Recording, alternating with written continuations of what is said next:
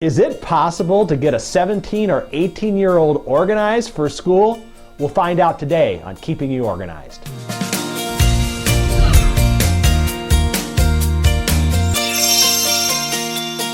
Today on Keeping You Organized, we have Leslie Josell from Order Out of Chaos. Leslie, welcome. How are you today? I'm great. Thanks for having me. Oh, it is great to have you, and you're always so full of energy. That's great. Well, let's talk for a moment then about, because I know you have the academic planner, which I want you to explain a little bit, but how do you I've got a couple teenagers, how do you teach them time management skills? I want to know. I know. Everyone says if you can figure that out, like I should be in the Bahamas, you know what I mean?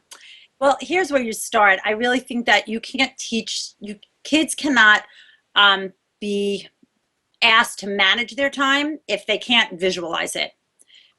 That's really where we start. They have to learn how to almost tell time.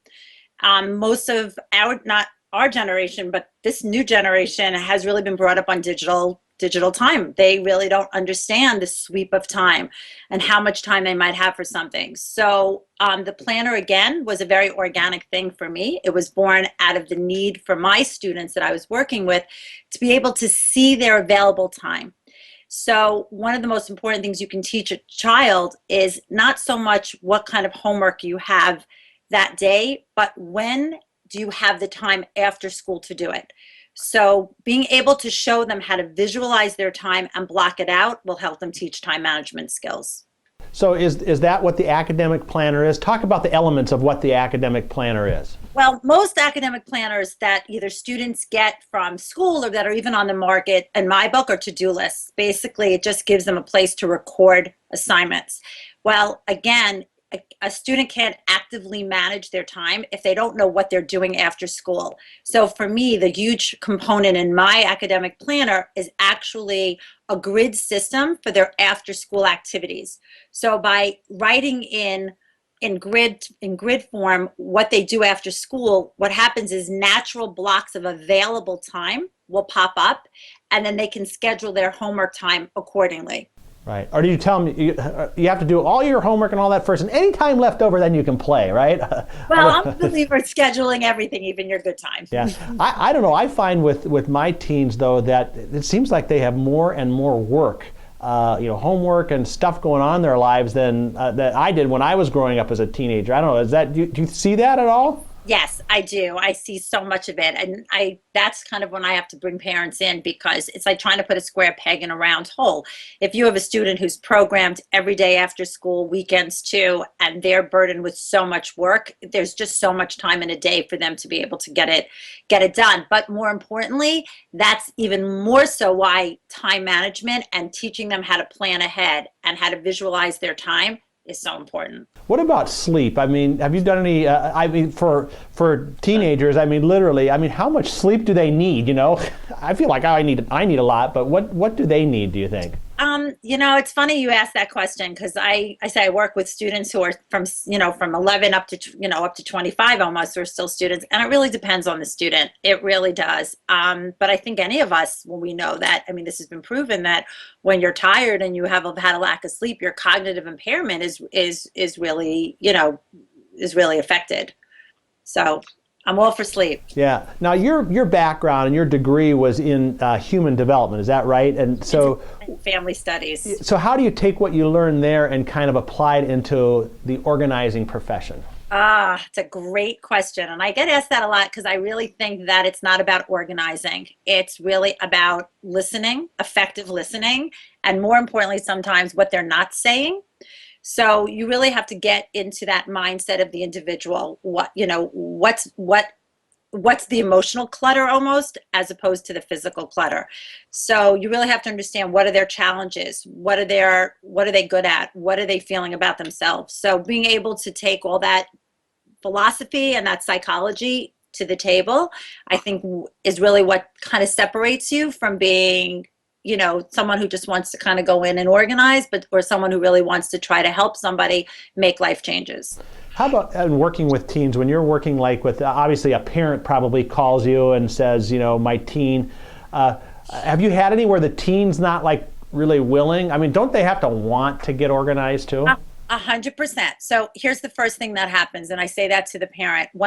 This is my rule. This isn't anybody else's, but I always do a consultation, obviously, with the student, and I'm very upfront about it. We don't discuss me coming back again after that consultation with me there. Kids are very polite, and what will usually happen is the parent will be, "When are you coming next? When are we starting?" What I really want is the student and the parent to really have that conversation that they can be free about, do you really want this, and do you feel this woman will be effective? There's the other part of it is that I sometimes will meet with a student and later on call a parent and say, your student is not ready for me. They're not coachable, or they're not really ready to sit down and try to make changes in in what they're doing day to day. Yeah, that's what I was going to kind of follow up with was, when you're dealing with a student, do they talk with you, or do you ever see like the parent over their shoulder and say, "Come on, Leslie said for you to do this"? I mean, that's No.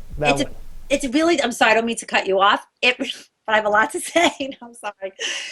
It depends on the age. I work with an 11-year-old very differently than I'm working with an 18-year-old. When I'm working with an 18-year-old, there's very little parent involvement because it's all about accountability for that 18-year-old. So I don't want a parent over their shoulder. But with an 11-year-old, yes, it's just as much working with the student as it is doing parent education. Now, so when you're working with a teen, like a 17 or 18-year-old, let's say, what are kind of the first couple steps that you do with them? These are great questions. Believe it or not, the first thing I do is make sure the teen understands that the process is all about them, and they're in charge.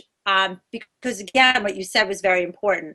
They're not my first contact. It's usually the parent, and usually what I'm getting from that parent is a litany of, my student can't do this, my student can't do that. So I want to try to create for the student a very positive experience, because trust me, they're not waking up in the morning going, "Gee, how can I be disorganized and not on time every day?" They want to be successful, but in some ways they don't have the skills and the tools to do so.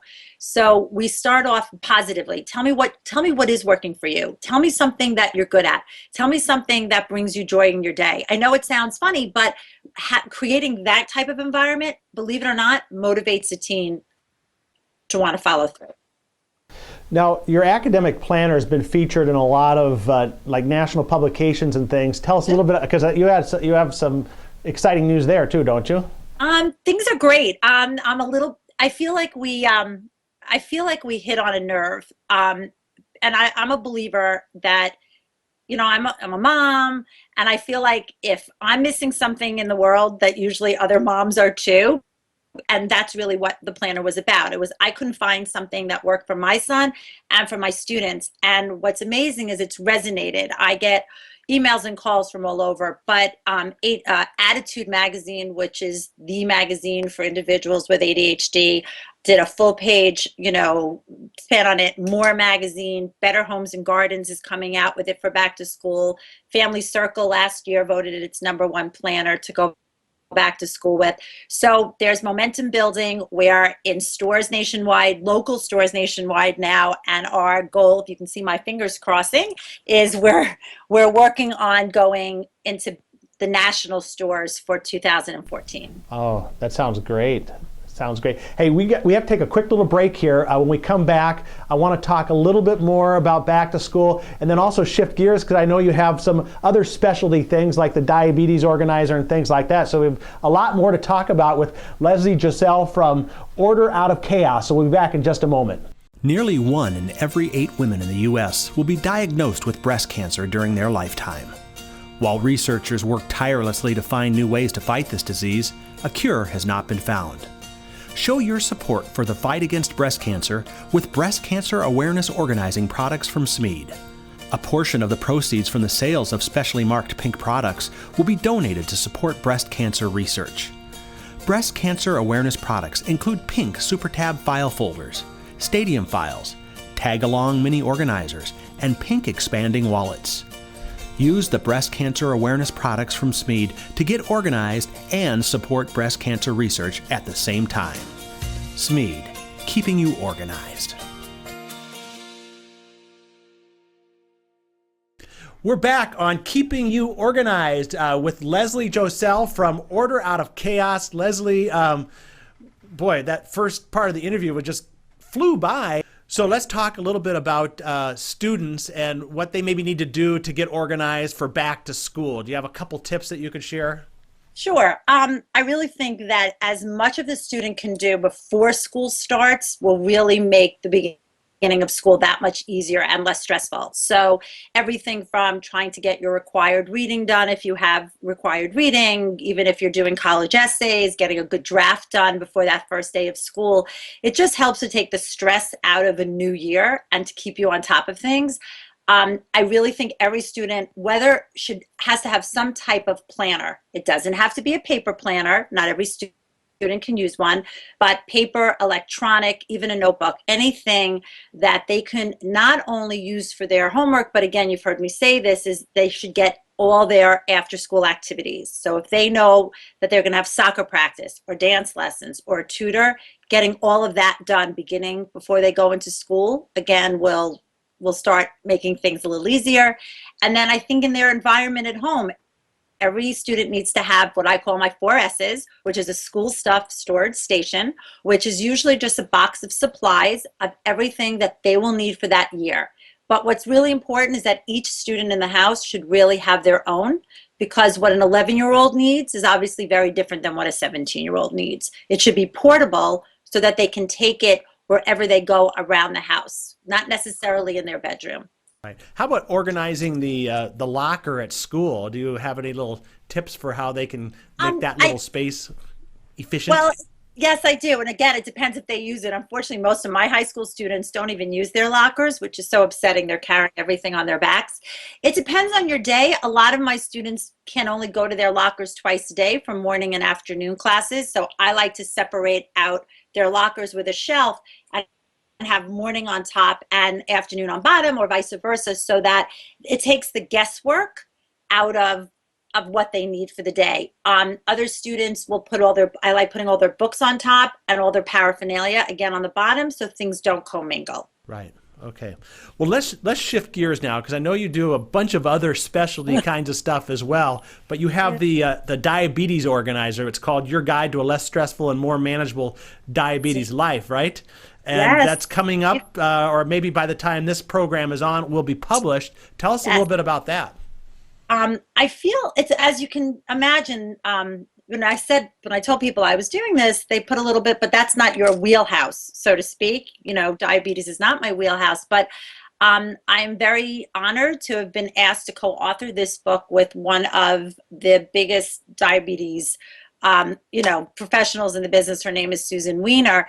And what I love about this book is it's not medical in nature at all. It's almost like your 2 best gal pals have come into your house and said, we're here for you.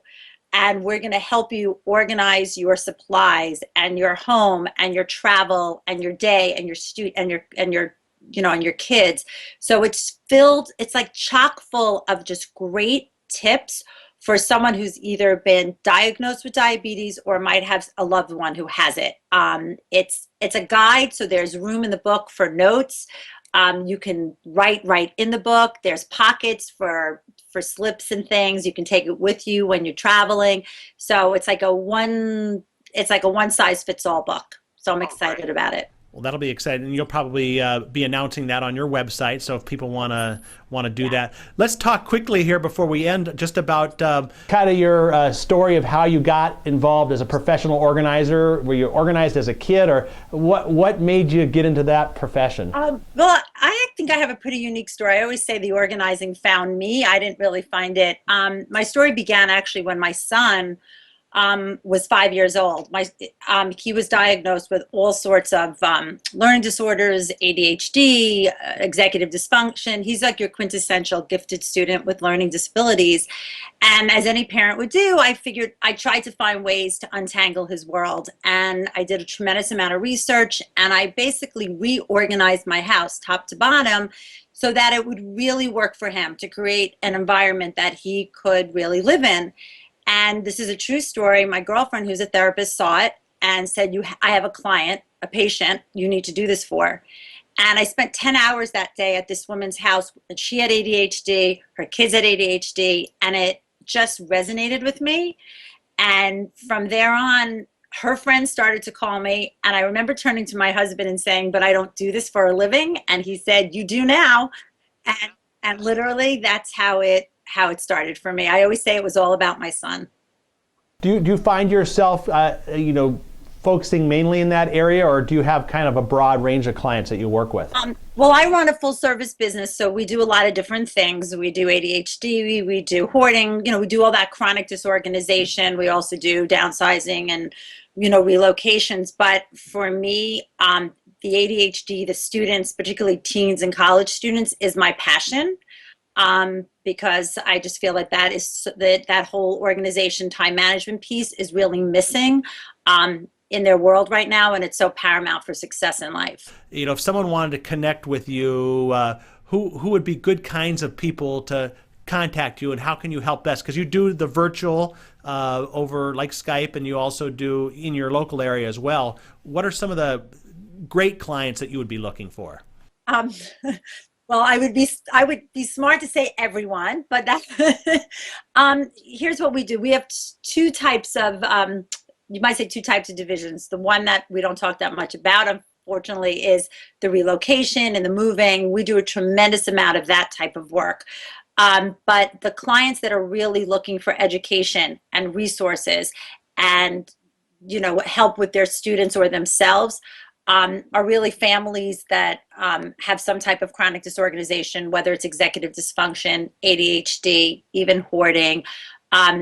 I feel like what we're doing right now is my website has become a place for not just calling me to book appointments, but also a place to get information, to see videos, it's content rich, to sign up for newsletters, to read a blog. So we're trying to create a place for people to come, not only to reach out for obviously one-on-one help, but also to find resources for their own.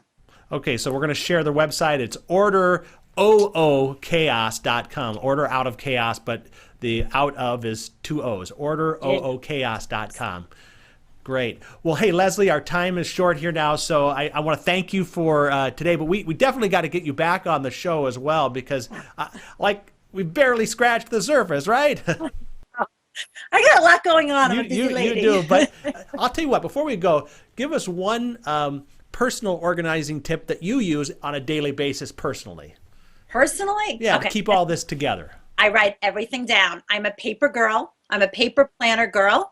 I need to write it to commit it. And the other thing, I even schedule the unscheduled. I have to schedule everything. Okay, to explain that a little bit? What's scheduling the unscheduled?